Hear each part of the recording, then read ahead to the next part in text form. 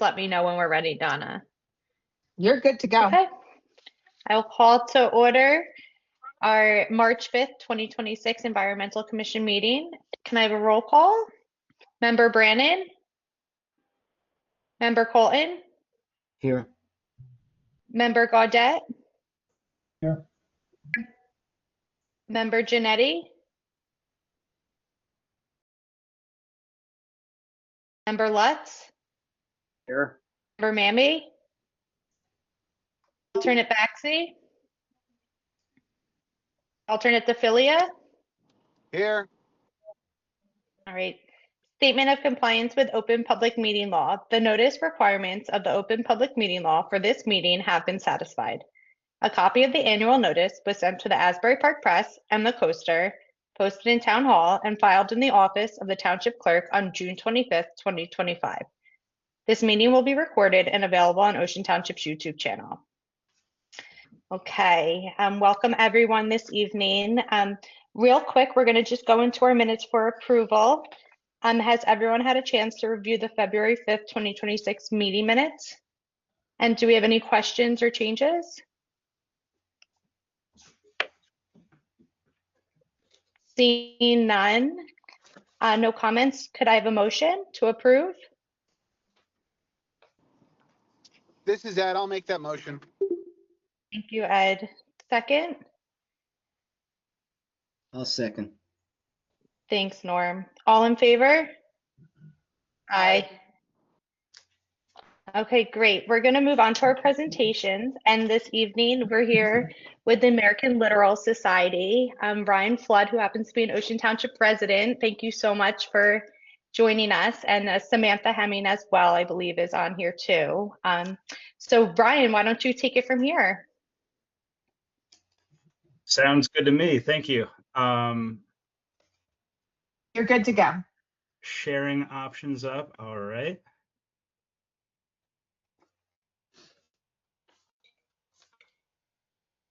Let me know when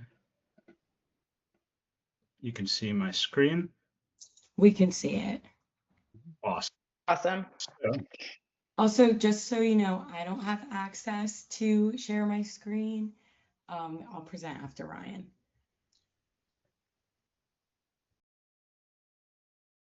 Perfect. yeah, we kind of have like a little combination going on. So Okay, great. Anywho, so is anyone on the call familiar with the Littoral Society at all? Kenneth? Okay. So yeah, we've for those who don't know, we've been around since 1961. It's a coastal conservation nonprofit, and we really work with a pretty wide variety of different subjects. We have our education, which is Sam, and our director of education, Michelle. We have a really robust restoration program. We do fish tagging, and we just do a lot of advocacy work for the coasts in whatever manner that might be. It's really interesting. The roots of the organization started on Sandy Hook, where our main office still is. I don't know if any of you are familiar with Officers Row, but that is, the location of our office. We're in one of the buildings that isn't crumbling currently. And it started with people who were actually skin diving and doing fish surveys, with their eyes, so it's a really interesting background. So we've since expanded to the Delaware Bay and Jamaica Bay, and we do work all through the Mid-Atlantic region, up into the Delaware River, near Philadelphia, that kind of thing. We're doers, so some of our projects are really small. It could be as small as tagging a single fish. Some of it is as large as multi-million-dollar federal projects where we're building oyster reefs to mitigate erosion along the Delaware Bay.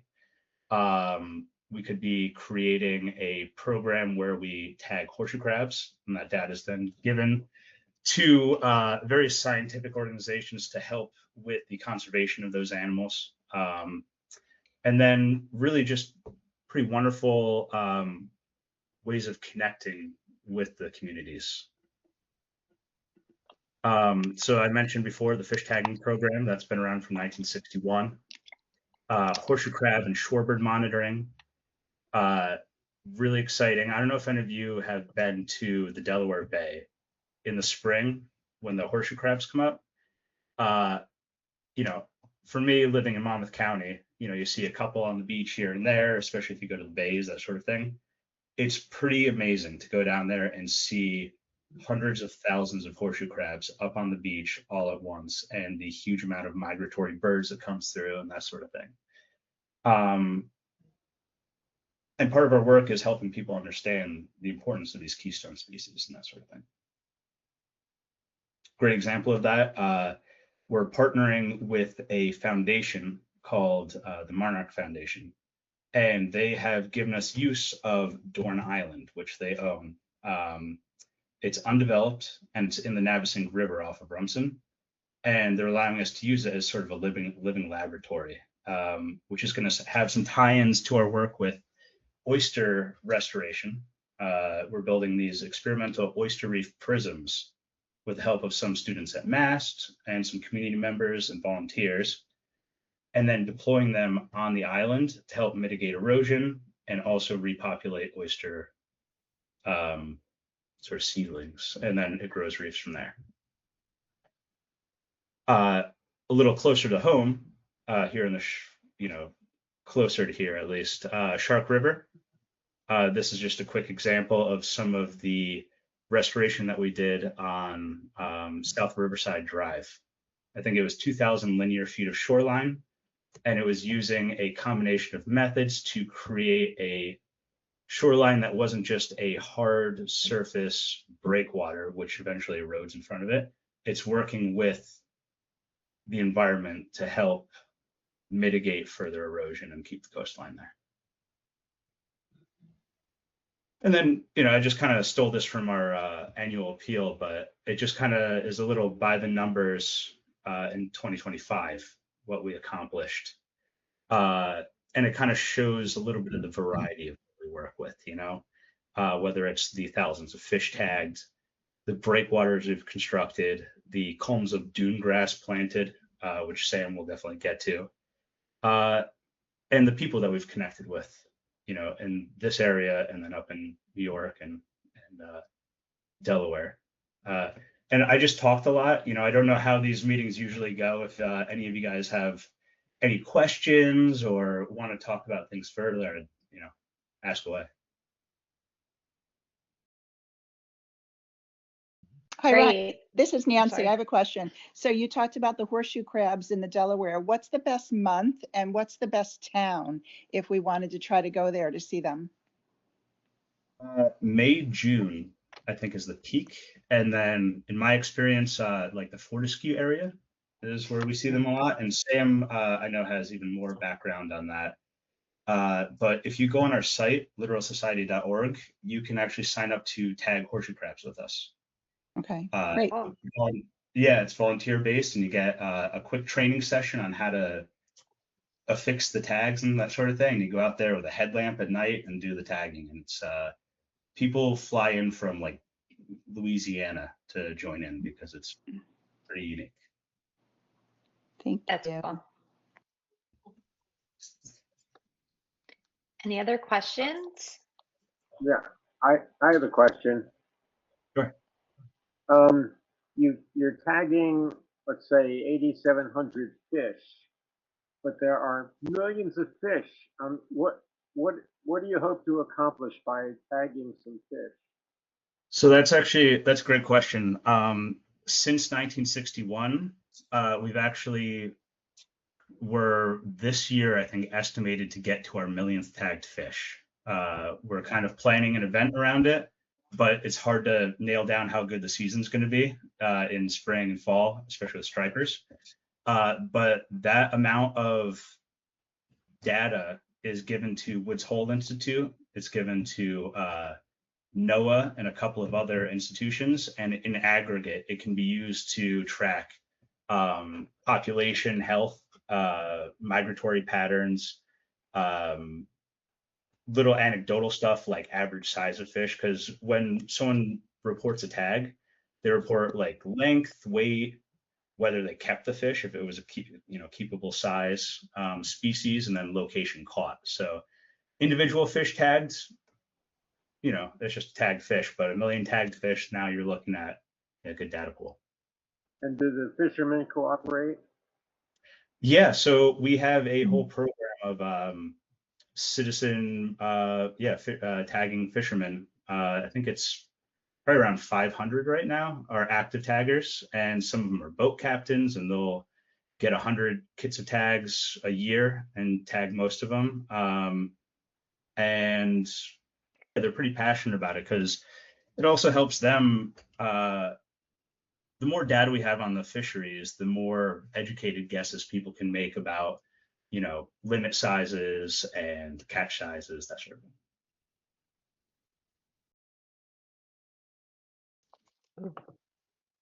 Oh no, my computer. Ryan, I have a question in regards to the erosion mitigation that you guys did in Shark River. Over like what kind of timeline did it take to correct the shoreline to now where it's walkable? I have to dig into our background, like the project background for that.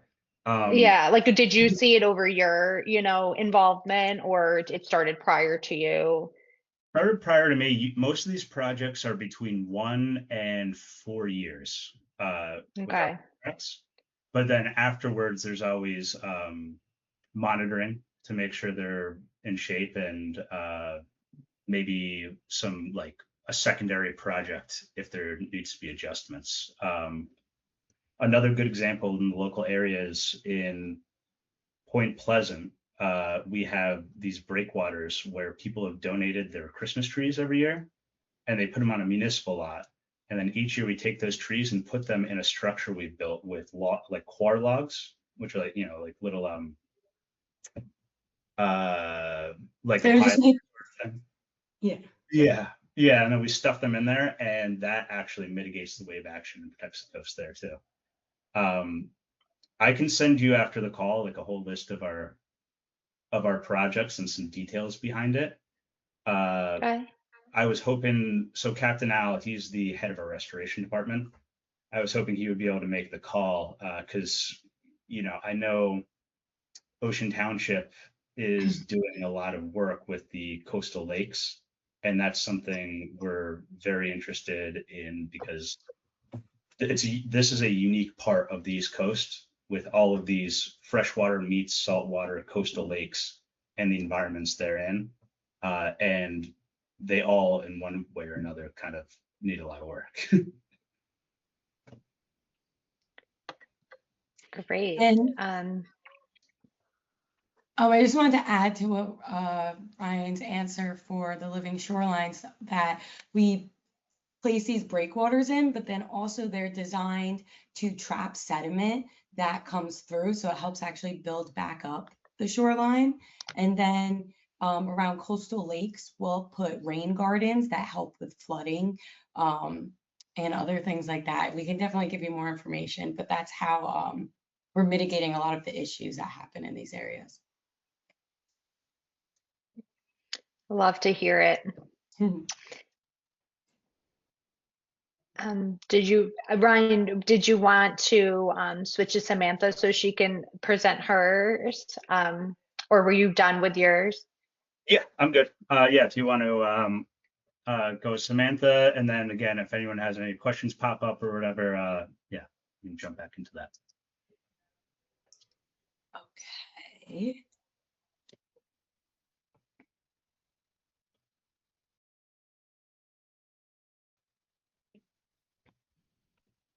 Okay, can everybody see my screen? Yes. Awesome. So my name is Samantha, and I am our coastal education coordinator. And I'm going to talk to you guys a little bit about coastal education programs that we can bring to your schools. So, oops, sorry, I'm like clicking too much. So our mission, we work with K through 12. So we work with elementary, middle, and high school. and we're bringing the ocean to the students through education. We do field trips, in-class lessons, and teacher trainings, which I'll get into.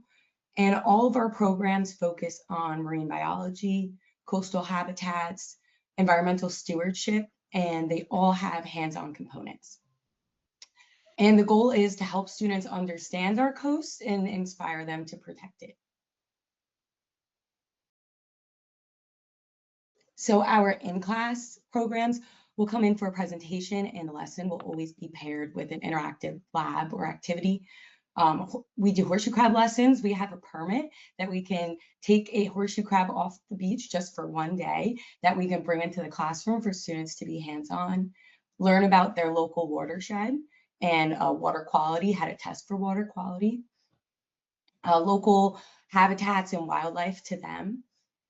And this right here in the middle, that's called an Enviroscape. And that's how we demonstrate the watershed and how when we have a really big storm, runoff from the land brings pollution into our local waterways.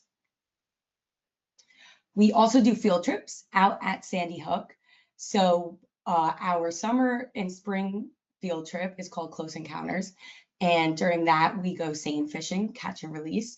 And seine fishing is with this massive net up here. And then we do horseshoe crab discovery, where if they come during peak horseshoe crab season, May and June, they will have a hands-on experience with the animal, learn about it. Kids always think they're really cool because they're older than the dinosaurs.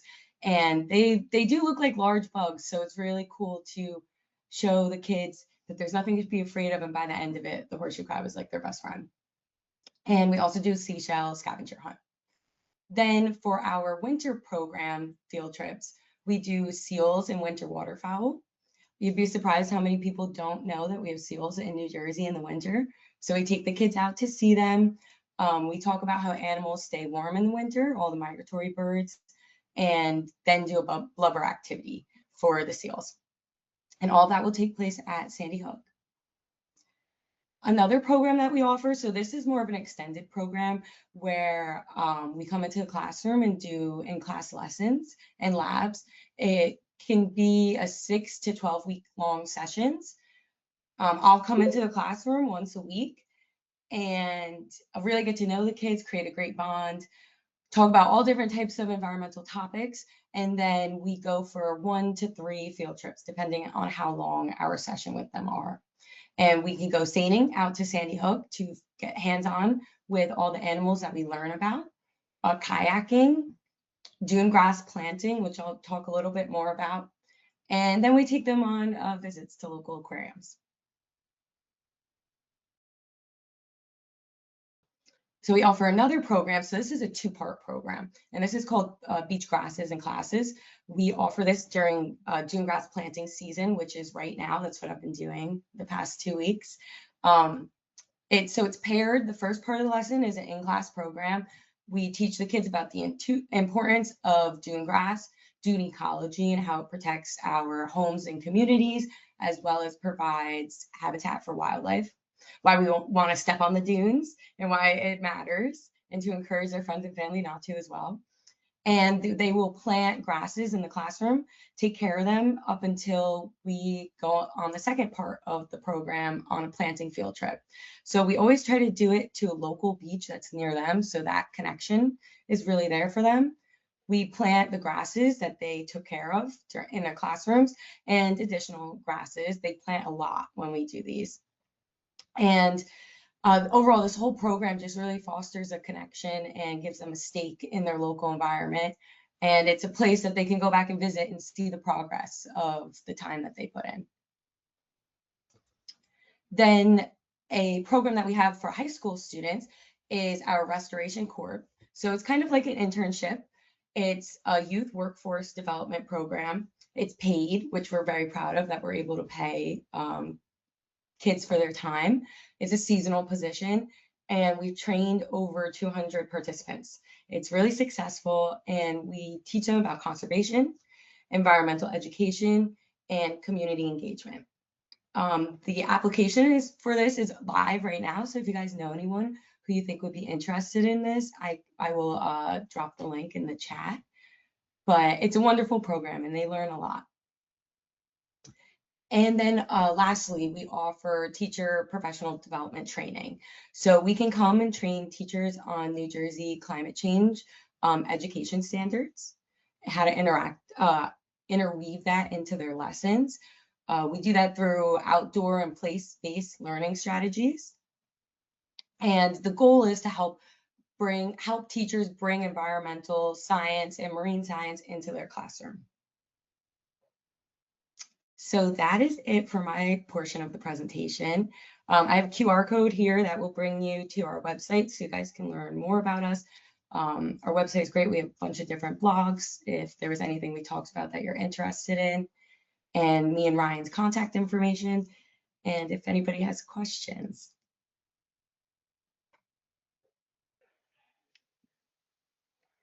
That was a great presentation.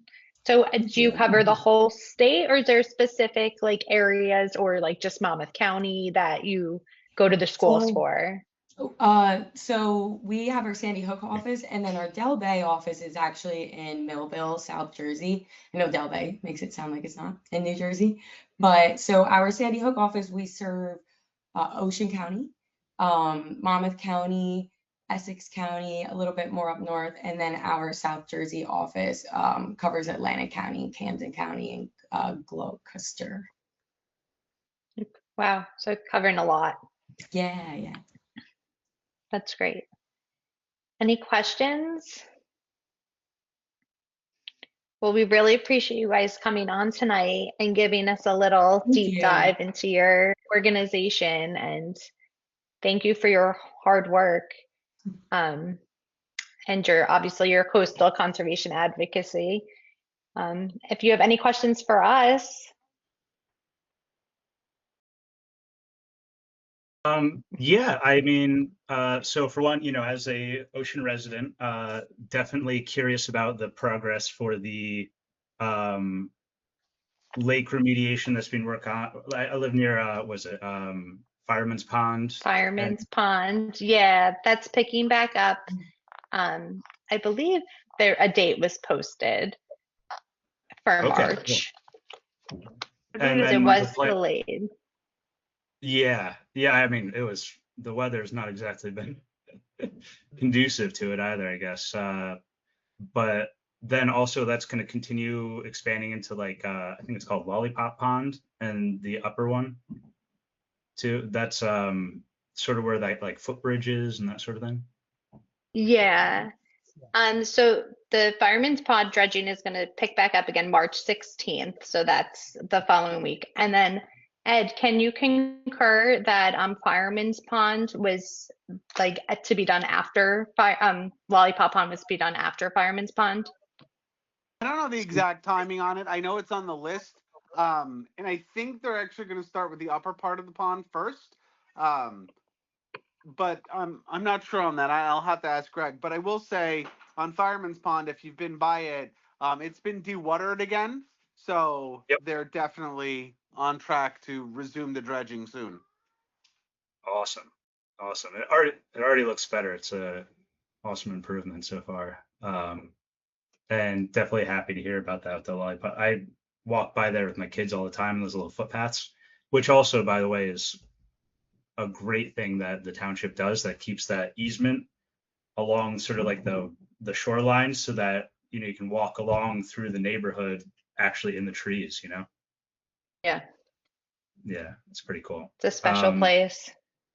Yeah. And if, any of you guys, I know you'd mentioned, you have connections to the PTA or the education board or whatever.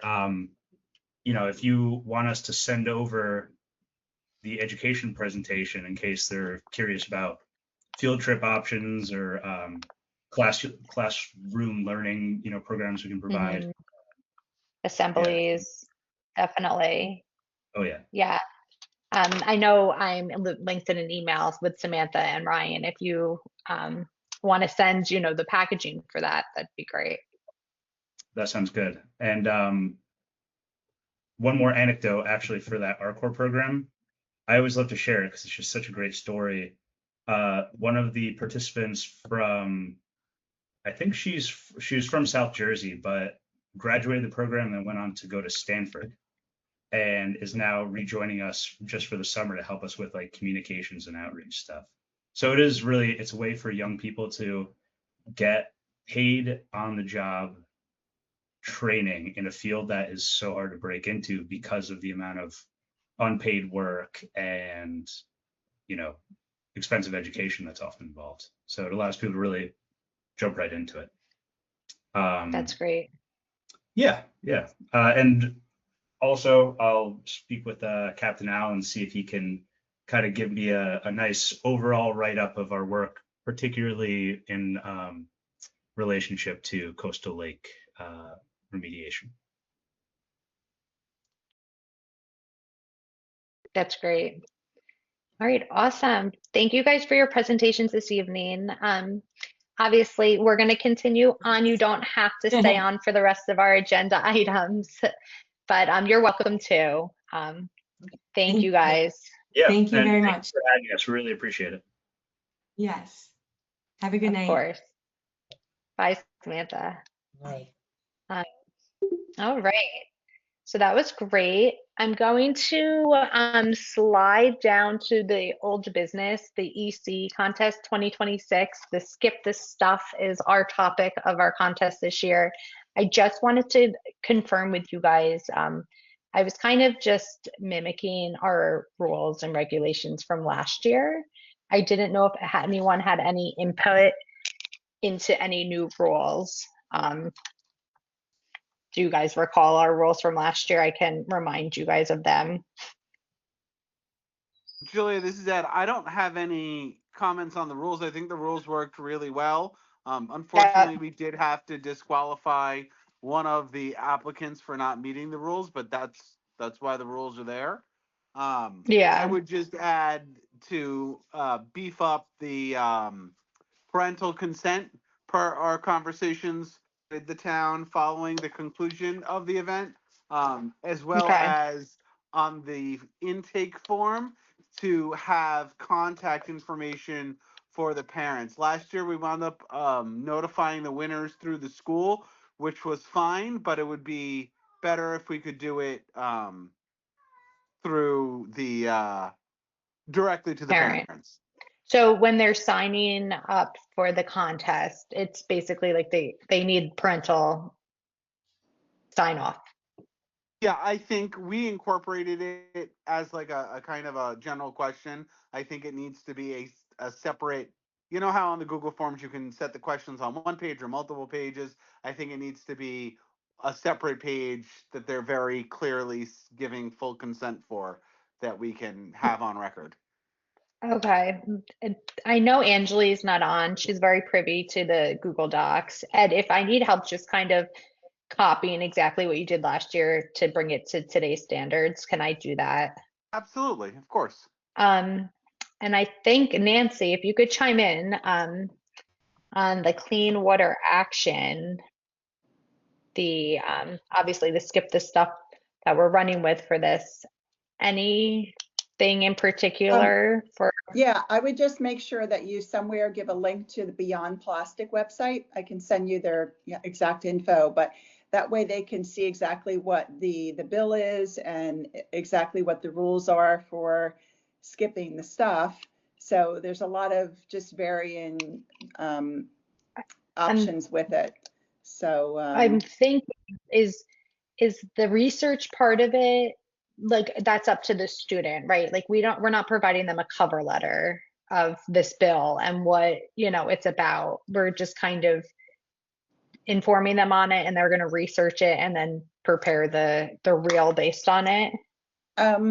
Yeah, that sounds good. I guess I was just thinking at least a website, so if they wanted to read up on Yeah, it, they could for then reference. learn more about it. Yeah. One thing I just learned, I didn't realize, if a restaurant is not actually serving you, they're still allowed to give out plastic utensils. So if it's like Mogo and Asbury and you walk in and you order at the counter and go sit down, that type of establishment can still do plastic. So there's different levels of what's allowed. So yeah, that'll be, I think, up to the students to learn more about, read about, and find out exactly how they want to put this together. Okay.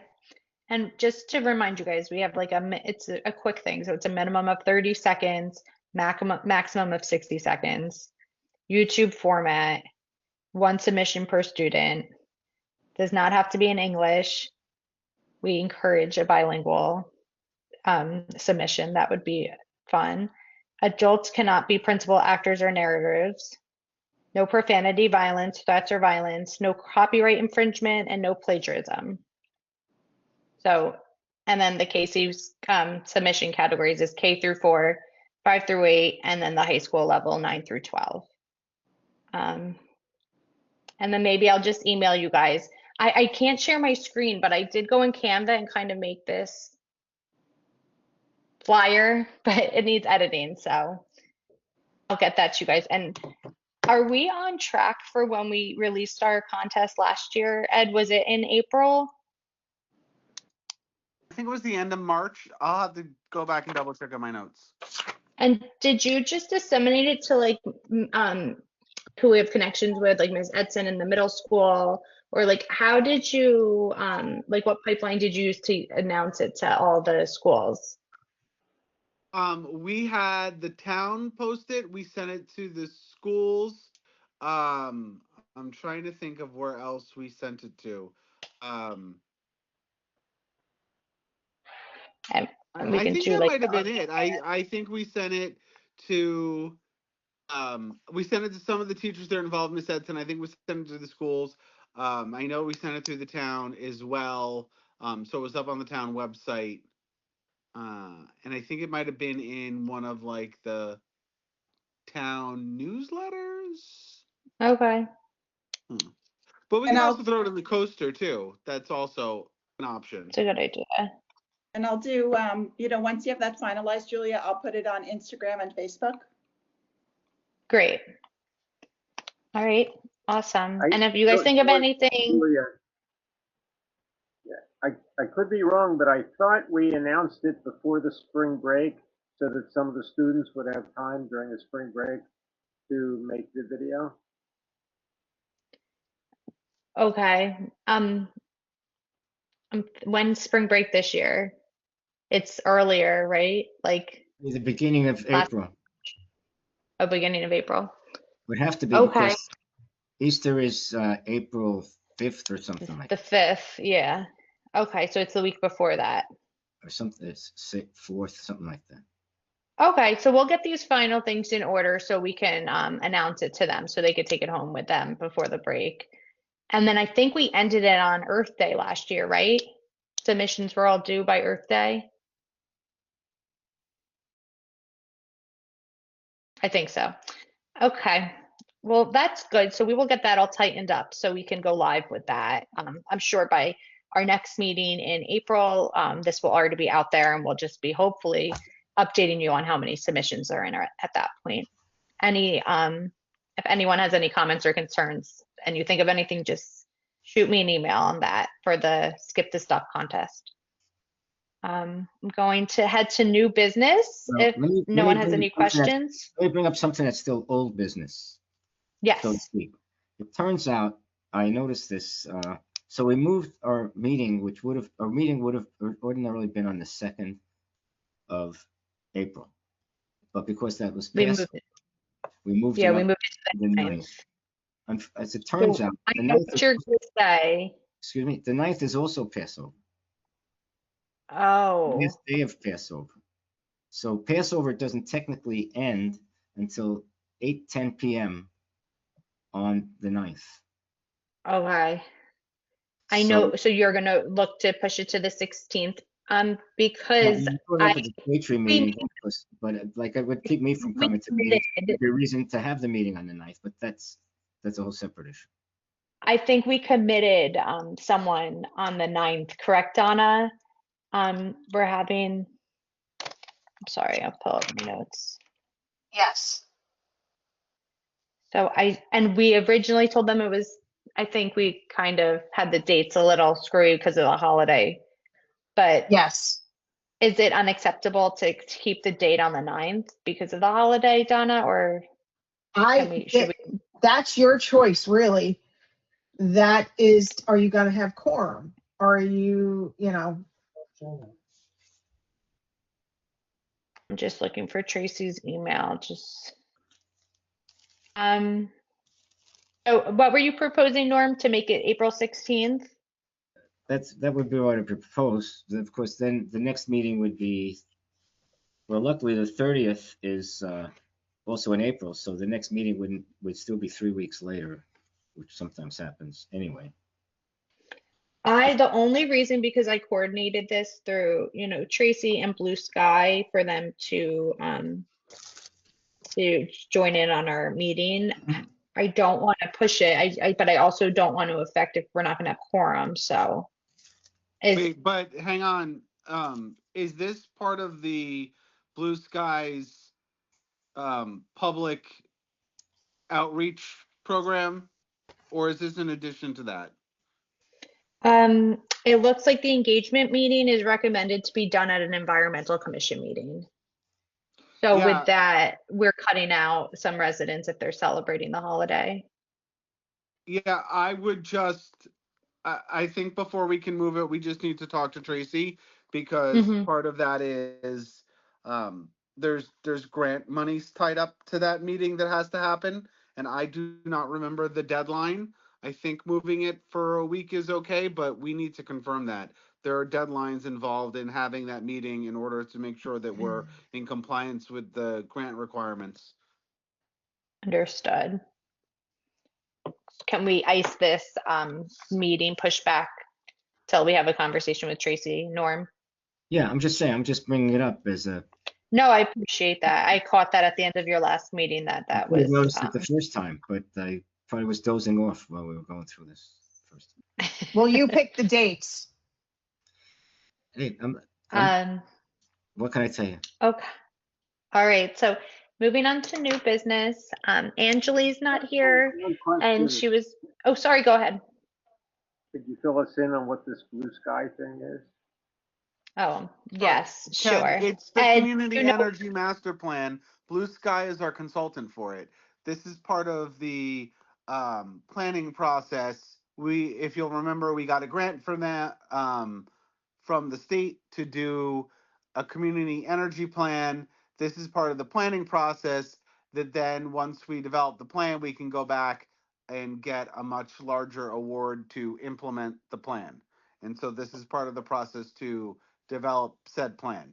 But there was delays because of the DEP not paying anyone in a timely manner. So the whole project kind of got put on hold because we couldn't pay our consultant, and our consultant doesn't work for free. So that got resolved with DEP. Now all of these plans are coming due, but there's some pretty tight deadlines that are coming up through no fault of our own.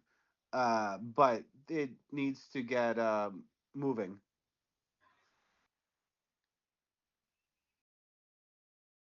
Alrighty, thank you. Are we all good with old business? New business.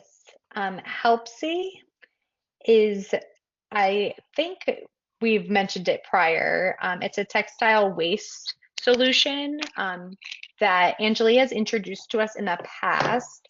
And we actually had a conversation after last meeting on maybe proceeding with getting it part of the town and having a few bins put around town. So it is technically the donation bins that you see at like waste sites.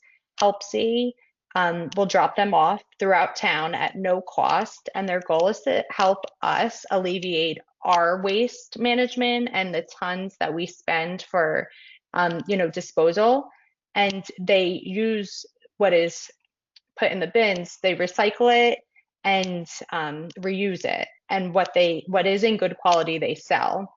And the township gets reimbursed money for collecting of these textiles and used clothing and whatnot. So we had a conversation with Dave Brown to see if it's something that the township would be interested in doing. And we're at that stage before we go to the council. So I just wanted to link you guys all in. I'm sure you're familiar with it because we've had conversations regarding it in the past. But if you have any questions in regards to that, I wanted to just bring you up to speed what we were doing outside.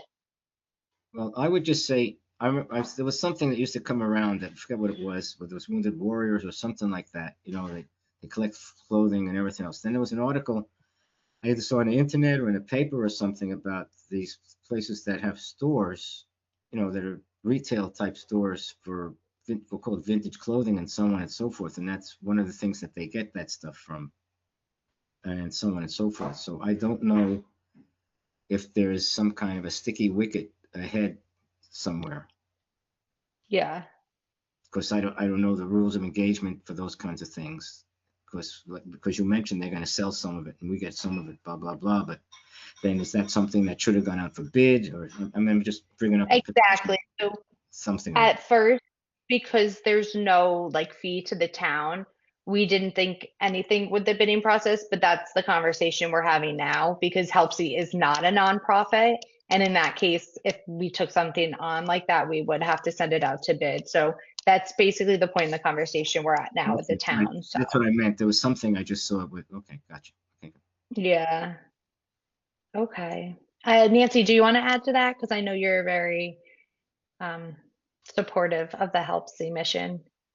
No, I think you covered everything. So yeah, I think it'll just encourage people more if we have multiple bins around and all goes to good use and recycle more. So yeah, I think it'll happen. We'll just have to work through these steps. Alrighty. Steve, you have a question? Not so much a question, a statement. Some of you know that my wife founded and runs a nonprofit program based up in Red Bank. We also have a clothing drive collection. They will come to Ocean Township and pick it up off your front porch and provide you with the paperwork that you donated. They also can put out bins. So that's a whole nother option, and that is a nonprofit operation. Do you know the name of it? You'll find the contact information on the Family Resource Associate or FRA.org website. Okay.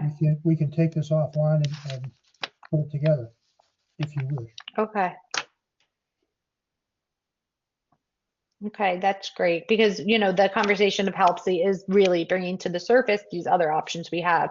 We do have a recycling bin in the garbage yard, if you will, off Sunset Avenue. So it's just a matter of kind of getting the word out there to stop hoarding all this stuff that we need to get rid of, and then we're stuck with it on our planet Earth. So I'm going to jump to the plan review committee. Norm, any pending plans in the queue? No, I mean, the last ones we saw, right, was the one across from the post office, whatever it's called, Bio Invest, whatever they're called or something. And the other one was the Hollywood Golf Course. I submitted comments. I guess, I should distribute them maybe I'll ask Donna, maybe you could send those last two plan reviews to the rest of the commission, environmental commission, for what it's worth. Sure. Okay, but As to what, Norm? I'm sorry. The last two site plan reviews that I did. Okay. Okay. The Bio something and Hollywood Golf Club. Yeah, but I haven't seen any new plans unless, the mail is messed up. It's possible. Well, also the office is like had a, the office is kind Right. of in. I mean, but since those other ones, which already were a month, so I'm saying maybe I'll give a call and see if there is anything new to look at. Okay. Ed, planning board update? We have had 2 meetings canceled due to snow. We had one very brief meeting, actually it was earlier this week, to approve ordinances as part of our affordable housing plan that the council had adopted and need to be adopted to make sure that we are in compliance with state requirements and our court orders. So nothing to report just yet, but I have a feeling that our March meeting is going to be a lengthy one. We have a whole bunch of stuff coming up. Great. Okay, any questions from anyone? Okay. Some remarks. Just a reminder, the Clean Communities Cleanup is May 16th, so I would love for everyone on the commission to participate. We'll obviously meet up that Saturday, the 16th at Joe Playa Park, and I will send a reminder prior to, so save the date. Also a remark, there were 2 webinars that I got to review in the past few weeks. One was just within the last hour. There was a 7 p.m. webinar, but the first one, thank you, Ken. You forwarded this out to the commission regarding the MS4 permit webinar, which was very informative. If you don't know, the MS4 permit is the municipal separate storm sewer system. Basically put out guidelines, because up until 2004, there was absolutely no development guidelines on any stormwater management. So at this point, we're implementing, rules for new development and trying to control the stormwater. Did anyone have a chance to see that webinar?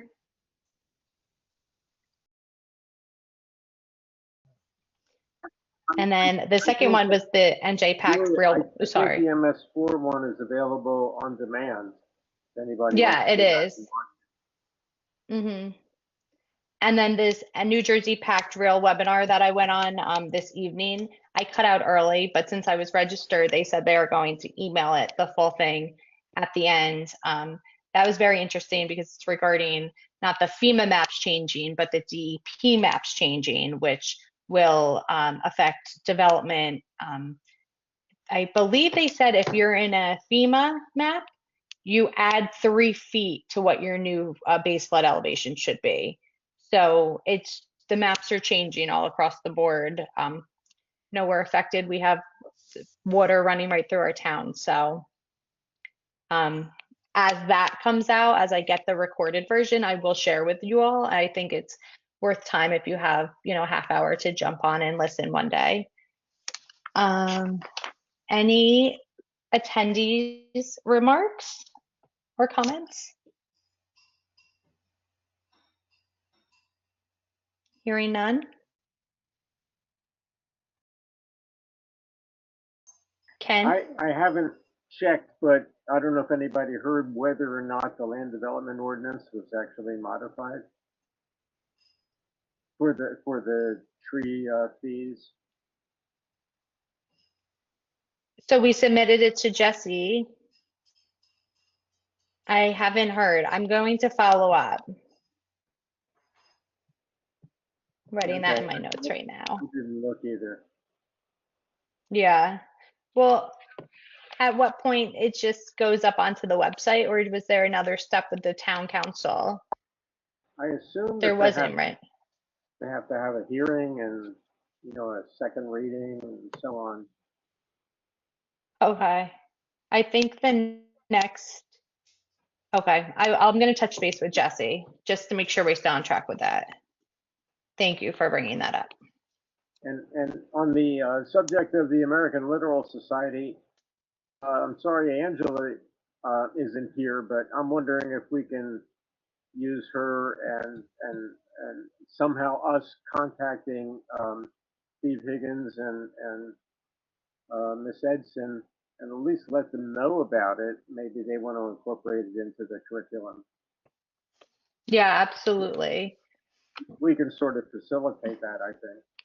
Yeah, and I think that's what Ryan was getting at with sharing the educational packaging that he has. Right. We definitely would disseminate that through the pipelines. Yeah, Pat Sullivan's a good point of contact. Yeah, he is our school contact for our planning shade tree committee. Yeah. I mean, yes. Pat Sullivan, yes. All righty. Mary, how are you? Do you have anything you'd like to add?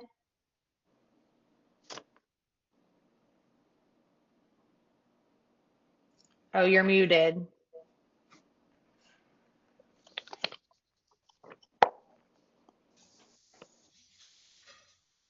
Oh, you're still muted. Sorry. There you go. That's okay. Oh, yeah, you're good. You're good now. Oh, that's okay. It's weird. We can't hear you. It's all right. Thanks, Mary. Um, any public comments? Anything? Do I have a motion to adjourn our hearing? I move we adjourn. Norm, Okay. Steve, second. All in favor? Aye. I. All right, thanks, guys. Great meeting. Wonderful. Take care, Have a everyone. Good night, everybody. Thank you, Donna. Mhm. Thanks, Donna.